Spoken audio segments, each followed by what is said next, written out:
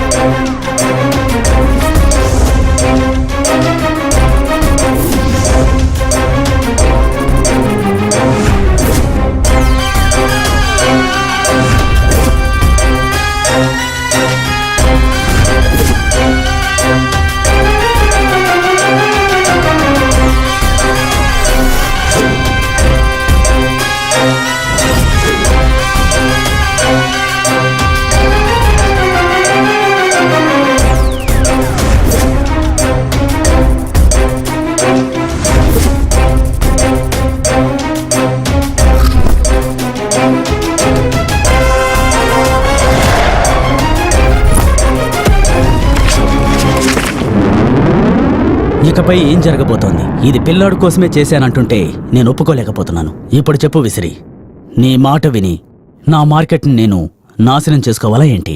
ఈ భూమి సమస్య తీరే వరకు నేను మరణించను. ఇలా చూడు శంకర్, ఇలా చూడు. కన్వర్ లాల్ బలో. మా నాన్నగారు ఎప్పుడూ చెప్తుండేవారు, ప్రజలందరికీ ఒక పొలిటికల్ సైన్యం ఉండాలని. మన ప్రజల మీద ప్రేమ ఉంటే మనకి విల్ పవర్ ఖచ్చితంగా ఉంటుంది. నాకు తెలుసు, పిచ్చివాడిగా నటిస్తే మా బామ్మ వస్తుందని చెప్పావు. కానీ ఇప్పుడు ఏమైంది? ఎక్కడ? ప్రేమ ఓ దేవుడంటారు, కానీ నేను ప్రేమిస్తే ఎందుకు చేసావని అడుగుతున్నారు. మీరు చేసేది కరెక్టా? ఏంట్రా నువ్వు చేసింది? నువ్వు చేసింది కరెక్టా? సిగ్గులేదా నీకు? నోరు ముయ్యిరా. నా చోటుకే వచ్చి నా మీదే పెత్తనం చెలాయిస్తావా? ఎవర్రా నీకు ఈ అధికారం ఇచ్చింది? ఎప్పుడు నిన్ను చూశాను అప్పుడే నేను పిచ్చివాణ్ణి అయ్యాను. జెనీ, రా, మనం సంతోషంగా ఉందాం. మనం ఈ ఊరు వదిలి వెళ్ళిపోదాం. ఈ రకంగా రాసిపెట్టుంటే ఎవ్వరూ తప్పించుకోలేరు. అందరూ ఒకరోజు చావాల్సిందే. కాని నాకు ఎవ్వరూ లేరు. నేను గనక చస్తే ఎవ్వరూ ఏడవరు. ఏం జరుగుతుందో జరగని. గుండెల్లో ధైర్యం ఉన్న ప్రతివాడు బలశాలి కాదు. ఇతనిలాగే పెద్ద హీరో అవ్వాలని నాకు చాలా ఇంట్రెస్ట్ ఉన్నింది. కానీ నేను చెయ్యని హత్యలకు కోర్టు నన్ను నేరస్తుడని చెప్పింది. ఈ కేసు నుండి బయటికి వచ్చి నేను పెద్ద హీరో అవ్వాలి. లేదంటే ఈ హత్యలన్నీ చేసిన వాడిని కనబెట్టి నేను చంపేంత వరకు పోలీస్కి దొరకకుండా ఉండాలి.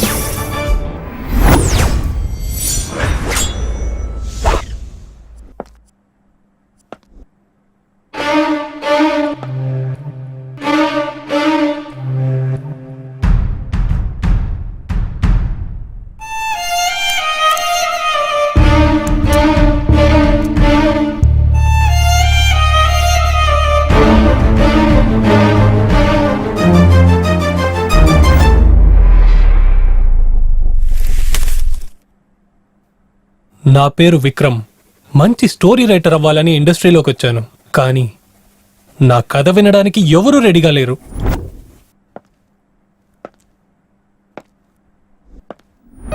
నువ్వు చూడ్డానికి బాగున్నావురా, ఎందుకు నువ్వు రైటర్ అవ్వాలి?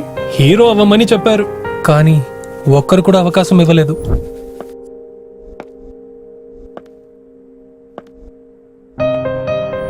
చివరికి ఒక ప్రొడ్యూసర్ దొరికారు. కథ చాలా బాగుందండి, మీ కథలో మీరే హీరోగా నటించమని అన్నారు.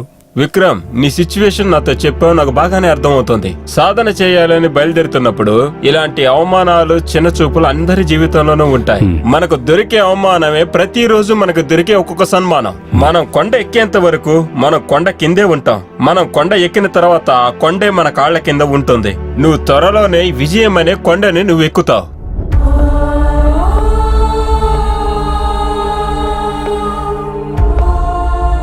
వెంటనే నేను కథ రాయడం ప్రారంభించాను. కానీ ఈ కరోనా ఆడిన ఆటకి మంచి క్లైమాక్స్ దొరకలేదు.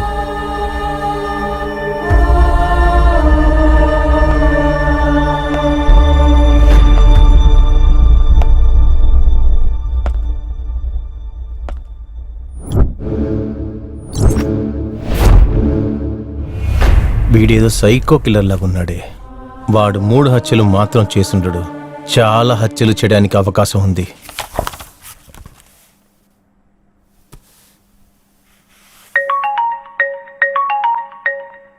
ఏం చేద్దాం? సార్, మీరు చెప్పినట్టే కథని మార్చి రాశాను సార్. క్లైమాక్స్ ఎంతవరకు వచ్చింది? సార్, నేను ముందు రాసిన క్లైమాక్సే బాగుంది సార్.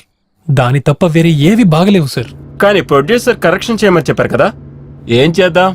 సార్, ఆయన కోసం ఒక వర్షన్ ఆలోచించాను, అది కూడా బానే ఉంది. కానీ సినిమా 2 భాగాలుగా తీయాల్సి ఉంటుంది. మీరు రేపు వస్తే మనం డిస్కస్ చేయొచ్చు సార్. ఇలా చూడు విక్రమ్, అనవసరమైన కళ్ళని కనకు. మనం చేస్తున్న స్క్రిప్టే అది ఒక సినిమా అవుతుందా లేదా అదే ఆలోచించు. ఎందుకు సార్, ఏమైంది? ఇలా చూడు, నువ్వు స్క్రిప్ట్ రాయటానికి కూర్చున్నప్పుడు ఈ ప్రపంచంలో ఏం జరుగుతుందో కూడా మర్చిపోతావు. ఏమైంది సార్? ఇంకా ఏం జరగాలి? పోయిన సంవత్సరం అలాగే ఈ సంవత్సరం కూడా కరోనా కాటాడబోతుంది. నువ్వు టీవీ చూసావా లేదా? గవర్నమెంట్ మళ్ళీ లాక్డౌన్ అలో చేయబోతుంది. సరే అదంతా వదిలేసాయి. ప్రొడ్యూసర్ కాల్ చేశారా లేదా? లేదు సార్. ఎందుకు నువ్వు కంగారు పడుతున్నావు? లాక్డౌన్ స్టార్ట్ అవగానే నిన్న ఎస్టేట్ నుంచి పంపించవాలే, కంగారు పడకు. సార్, మనం అనుకుంది జరగకపోతే రాజభవనంలో ఉంటే ఏంటి, గుడిసెలో ఉంటే ఏంటి సార్? మనకు పని పూర్తవ్వాలంటే నేను ప్లాట్ఫామ్లో కూడా పడుకుంటాను సార్, పర్లేదు. నువ్వు దేనికి టెన్షన్ పడకు, నీకు మంచి సమయం వస్తుంది. నేను 4 ఏళ్లుగా ట్రై చేస్తున్నాను సార్. ఎంతో మంది ప్రొడ్యూసర్లు, డైరెక్టర్లు రిజెక్ట్ చేశారు. ఇప్పుడు ఒక మంచి ప్రొడ్యూసర్ దొరికారు, మంచి డైరెక్టర్ మీరున్నారు. అయినా ఇలా జరుగుతుంది ఏంటి సార్? సిచ్యువేషన్ అలా ఉందండి. ఈ పాండమిక్ వల్ల ఇండస్ట్రీకి మాత్రమే కాదు, అందరికీ ప్రాబ్లమే. ఇన్ని రోజులు ఎదురు చూసిన నువ్వు ఇంకొన్ని రోజులు ఎదురు చూడు. కలలతోనే ఇన్ని రోజులు బ్రతికాం. మనకు కరోనా ఒక సమస్య. విక్రమ్, ఈ ఫీల్డ్ లో నువ్వు ఒక రైటర్ మాత్రమే కాదు, హీరో కూడా నువ్వే. ఒక నటుడు ఎప్పుడూ తన బాధలన్నీ మర్చిపోయి కెమెరా ముందు సంతోషంగా ఉండాలి. అదే ఒక నటుడి యొక్క అందం. నువ్వు దేనికి బాధపడకు, నేను నీకు తర్వాత కాల్ చేస్తాను.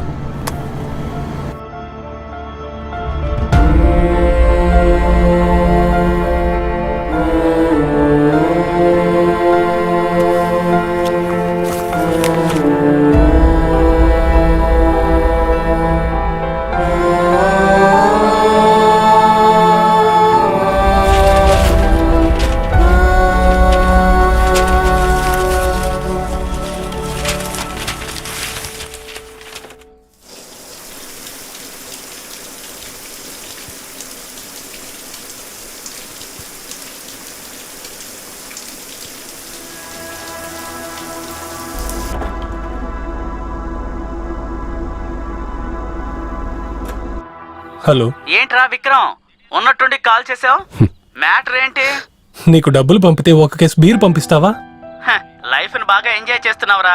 మమ్మల్ని చూడు, బెంగళూరు కాదు అనుకుని వేరే ఊరికి వచ్చేసాం. అవును, సినిమా వాళ్ళు సినిమా మొదలు పెట్టడానికి ముందు బాటిలే కదరా ముందు ఓపెన్ చేస్తారు. నువ్వేంట్రా కేసులు కొద్ది బీర్లు అడుగుతున్నావు? ఏంట్రో ప్రొడ్యూసర్ దగ్గర టోకెన్ అడ్వాన్స్ తీసుకున్నావా?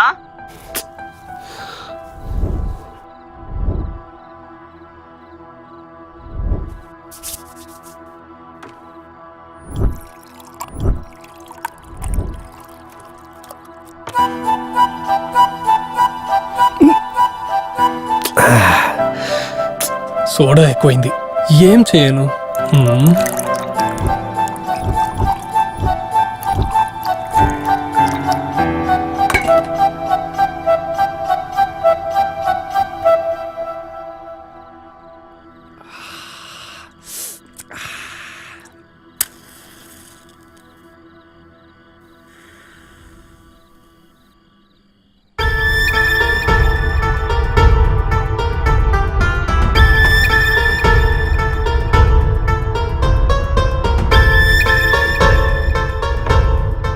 ఏంటి ఇంకా కిక్కే ఎక్కట్లేదు? డైరెక్టర్ చెప్పినట్టు గంజాయి ట్రై చేయాలా?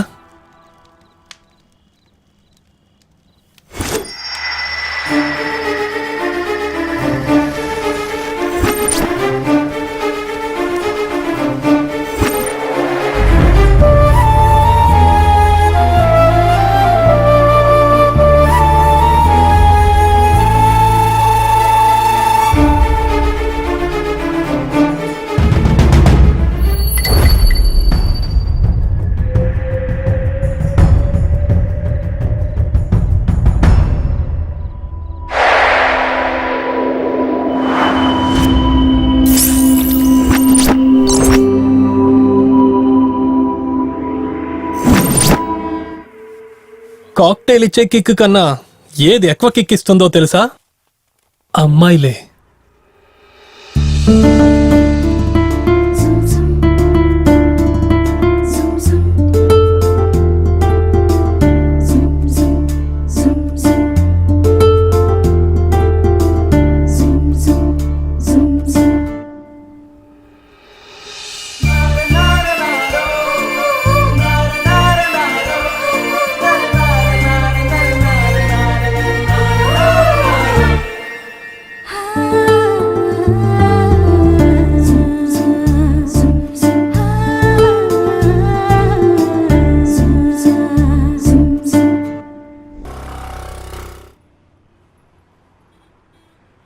Excuse me, hello మిమ్మల్నేనండి.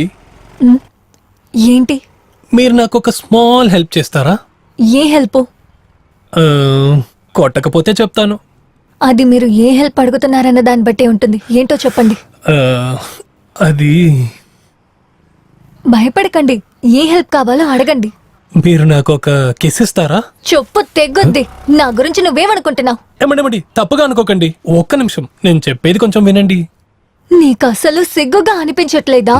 ఏదో నీ ఫోన్ లో బ్యాలెన్స్ లేదు, ఫోన్ ఇవ్వండి ఫోన్ చేసిస్తాను, లేదా పర్స్ మిస్ అయింది డబ్బులు ఇవ్వండి బస్సుకి కావాలని అడుగుతావని చూస్తే కిస్ అడుగుతున్నావు. నీలాంటి వాళ్ళని 4 పీకే లోపలేయాలి, అప్పుడే బుద్ధి వస్తుంది. ఫ్యూచర్ లో పెద్ద స్టార్ అవ్వబోతున్నాను, అందుకే అలాంటిదేం చేయకండి.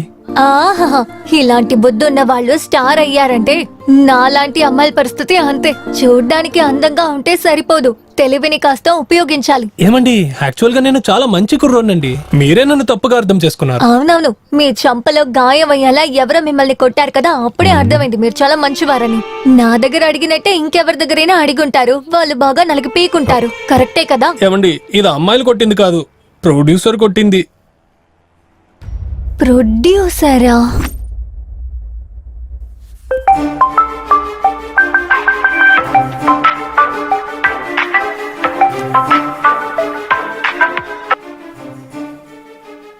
హలో, ఏంట్రా తాగి ఫుల్ టైట్ గా పడుకొని ఉన్నావా? నీకెలారా తెలుసు? రేయ్ నువ్వు స్పృహలో ఉంటే ఒక్క రింగికే ఫోన్ తీసేవాడివి. ఫుల్ గా తాగేవంటే పక్కన బాంబు బేలినా గానీ నువ్వు నిద్ర లేవు. అందుకనే అడిగానురా. ఇంత అర్జెంట్ గా కాల్ చేయాల్సిన అవసరం ఏంట్రా? నువ్వు హీరోగా ఒక సినిమాలో సెలెక్ట్ అయ్యావు కదా, ఆ సినిమాలో నిన్ను తీసేశారా? ఏంటి ఏంటి ఏంటని షాక్ అవుతున్నావు? నీకు జరగాల్సిందే జరిగింది. ఒక రోజుకి 10 మంది ప్రొడ్యూసర్లు 10 మంది డైరెక్టర్లను కలవడానికి వెళ్తున్నావు. వాళ్ళల్లో ఒకరు నీతో పాజిటివ్ గా మాట్లాడితే మిగతా వాళ్ళని మర్చిపోతున్నావు. నిన్ను సెలెక్ట్ చేశాడే ఆ ప్రొడ్యూసరు, అతనికి ఏం కోపమో ఏంటో తెలియదు నీ మీద. నిన్ను తీసేసి ఇంకొకరిని పెట్టుకున్నారా? నేరుగా వెళ్ళి ఏంటో అడిగి కనుక్కో.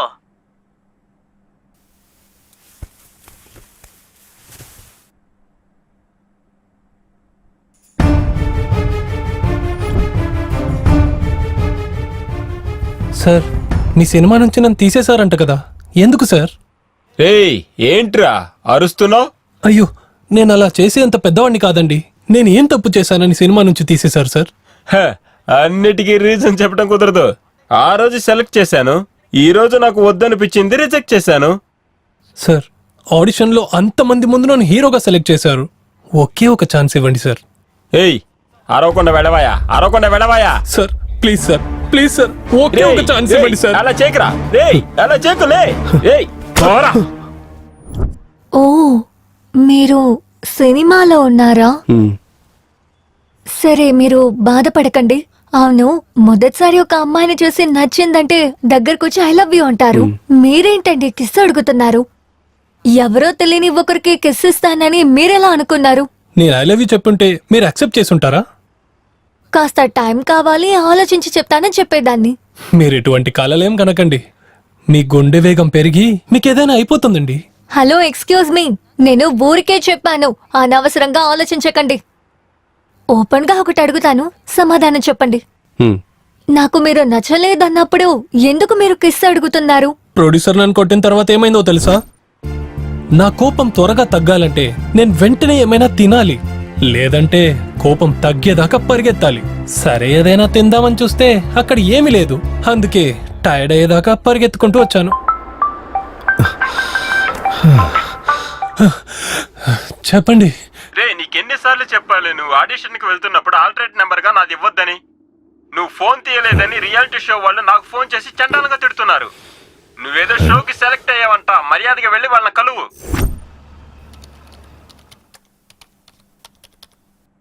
విక్రమ్, ఈ షోలో నువ్వు పార్టిసిపేట్ చేయడానికి నీకు అన్ని క్వాలిటీస్ ఉన్నాయని రిజల్ట్ చేసి టీమ్ ఫైనల్ లిస్ట్ లో నిన్ను సెలెక్ట్ చేయడం జరిగింది. Thank you sir. బట్ నీ పేరు మాత్రమే లిస్ట్ లో ఉంది. కంటెస్టెంట్ గా నువ్వు షోలోకి రావాలంటే ఒక టాస్క్ లో నువ్వు గెలవాలి. టాస్క్ నువ్వు రెడీయేనా? షో స్టార్ట్ అయ్యే ముందే టాస్కా? క్రేజీగా ఉంది సార్. టాస్క్ ఏమని చెప్పండి, చేస్తాను. Very simple task. నీకు పరిచయం లేని ఒక అమ్మాయి దగ్గరికి వెళ్ళి ఆమెకు ముద్దు పెట్టి ఆ సెల్ఫీని నువ్వు నాకు పంపించాలి. దాన్ని టెలికాస్ట్ చేయడానికి నో అబ్జెక్షన్ రికార్డింగ్ కూడా నువ్వు నాకు పంపించాలి. అంతే కదా, చేస్తాను సార్. ఇందులో ఒక స్మాల్ ట్విస్ట్ ఉంది. నువ్వు ఒక్క అమ్మాయికే ముద్దు పెట్టి ఇక్కడికి రాకూడదు. కంటెస్టెంట్లు ఒక్కొక్కరికి ఒక్కో టాస్క్ ఉంటుంది. ఎవరు ఎన్ని కిస్సులైతే పెట్టారో దాన్ని చూసే షోలోకి వెళ్ళాలి. అందుకని నేను కిస్ ఇవ్వాలా? కుదరదు, నేను ఇవ్వను. వేరెవరినైనా అడగండి. ఎంతో మందిని అడిగి చూశానండి. Excuse me, yes. If you don't mind నాకు ఒక కేసు ఇస్తారా? అన్నయ్య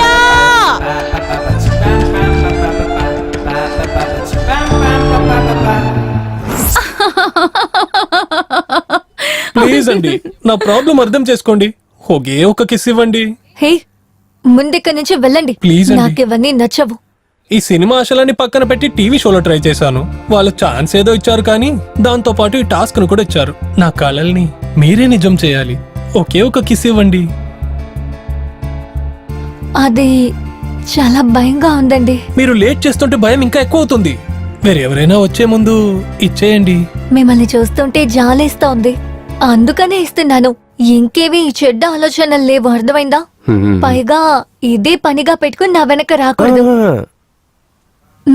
సరే, త్వరగా తిరగండి. ఎవరైనా చూస్తే ప్రాబ్లం అవుతుంది.